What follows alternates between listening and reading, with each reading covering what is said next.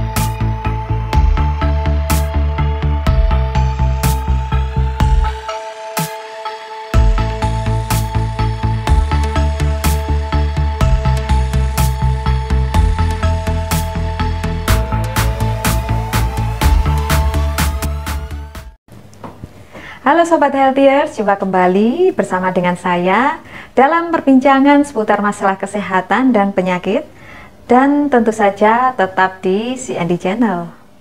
Pandemi COVID-19 yang melanda hampir di seluruh belahan dunia ini sangat berpengaruh pada segala aspek kehidupan. Sobat Healthiers, tidak sedikit orang-orang ataupun anak-anak yang kurang mampu atau tidak mampu menyesuaikan diri dengan adanya kebiasaan atau adaptasi baru di era pandemi ini. Hal ini bisa mempengaruhi kesehatan jiwa mereka. Salah satunya adalah gangguan depresi.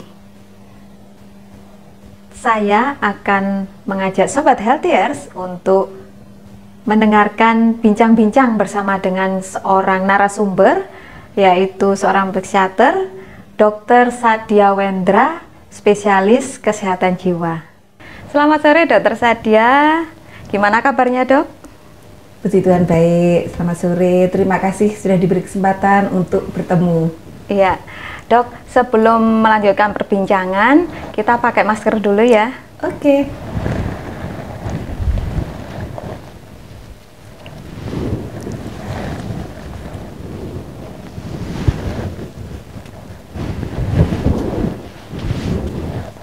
Nah begini Dok, saya mendapatkan email dari salah satu Sobat Healthiers yang mendapatkan masalah tentang kesulitannya menghadapi anaknya yang sekolah online di rumah ini Dok.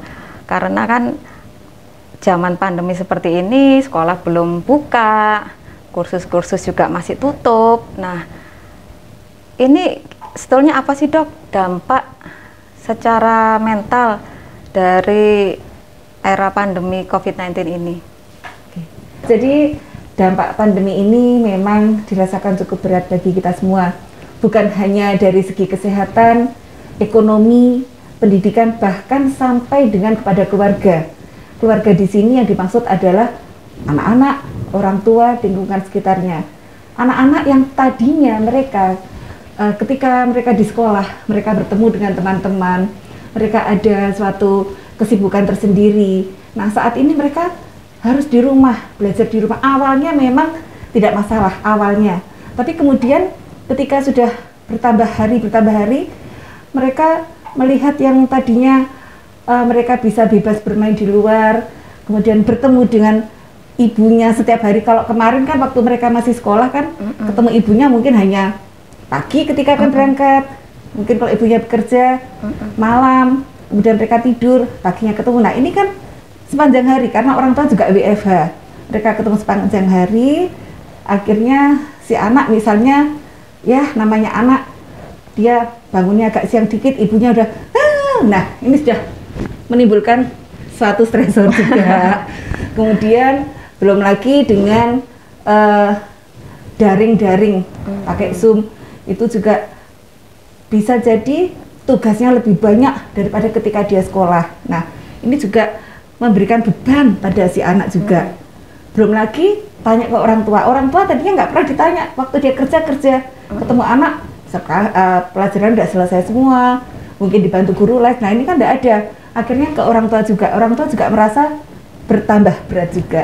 Iya dok, benar, karena yang waktu anak untuk bermain tuh juga yang mestinya banyak, jadi harus lebih banyak lagi untuk belajar ya dok. Ya, dan ini sangat mempengaruhi.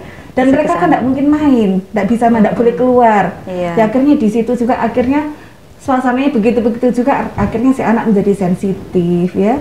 Akhirnya juga ditanya sedikit sama mamanya, kok kamu gini? Mau tahu aja? Nah, seperti itu. Ini banyak terjadi. Mulai dari SD sampai kuliah banyak sekali ini dampaknya seperti itu. Iya dok.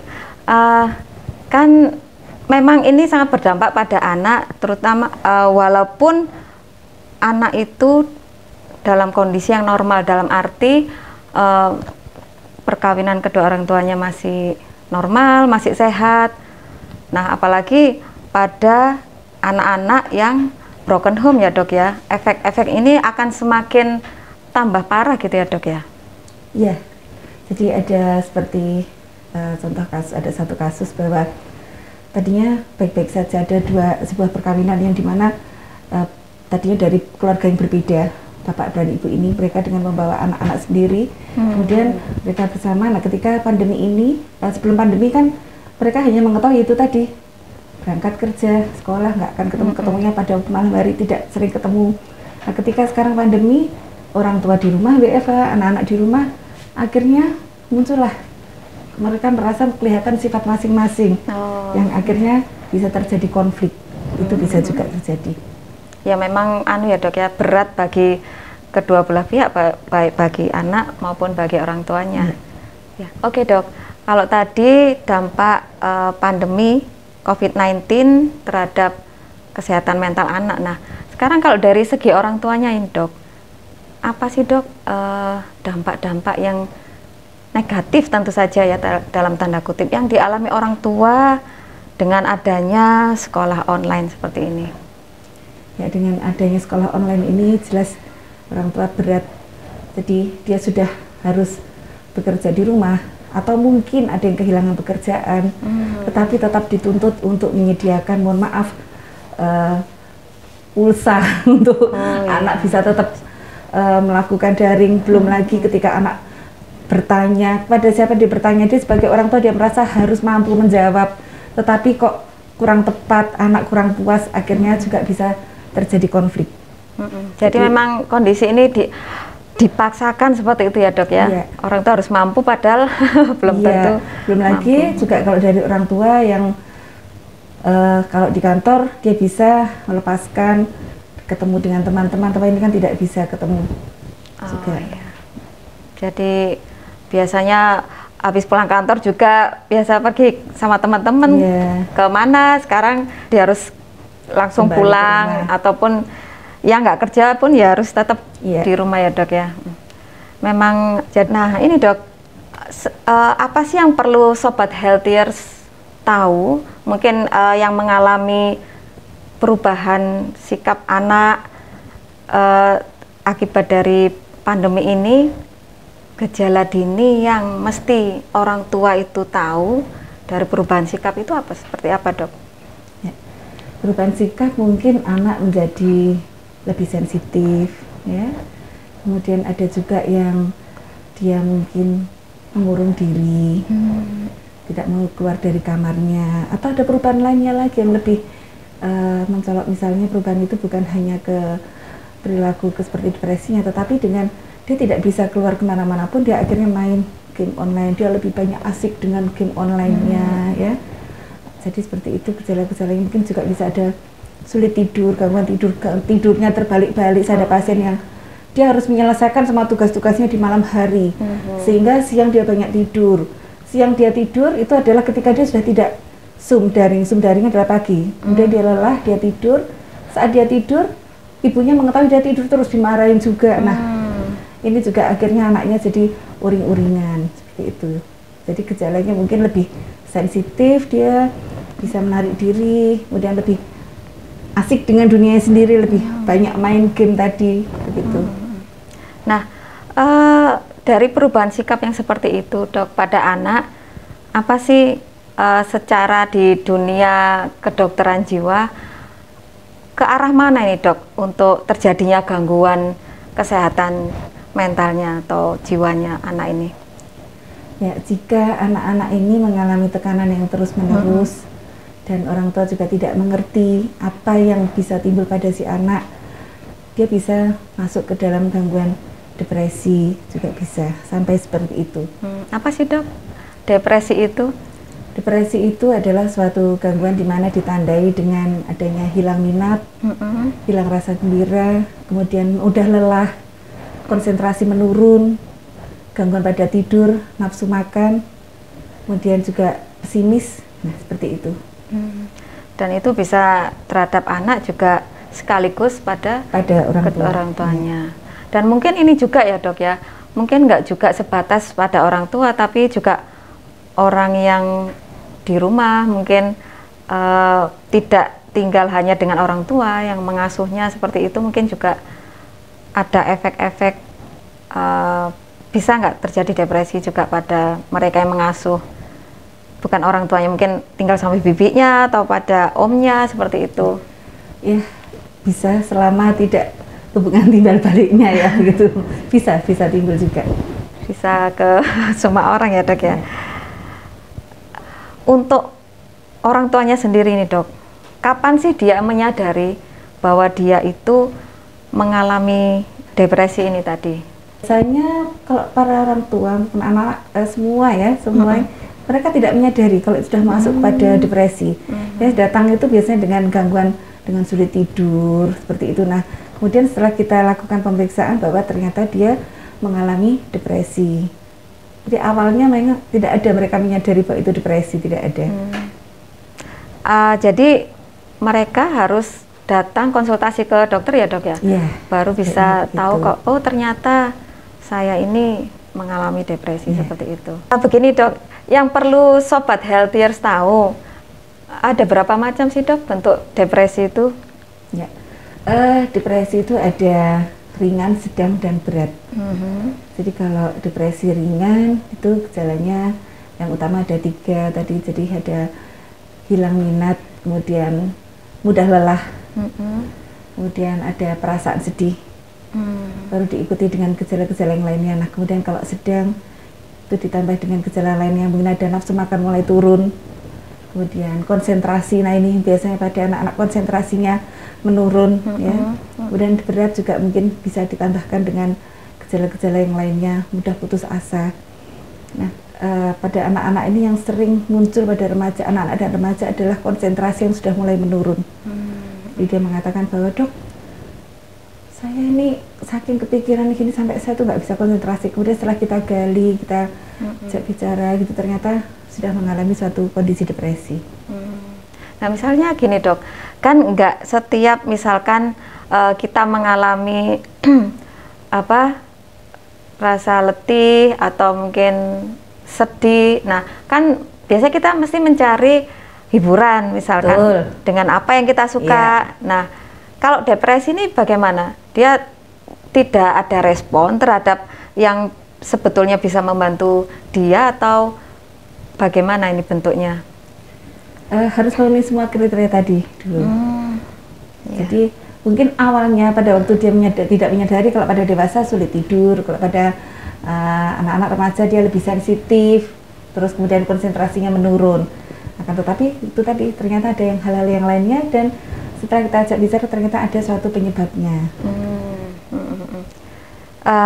Berapa lama sih, Dok, jangka waktunya ini dikatakan depresi? Bisa 2 bulan, bisa 1 bulan, tergantung dengan beratnya stresor. 1 bulan pun bisa dikatakan suatu depresi jika stresornya lebih berat dan gejalanya juga sangat berat.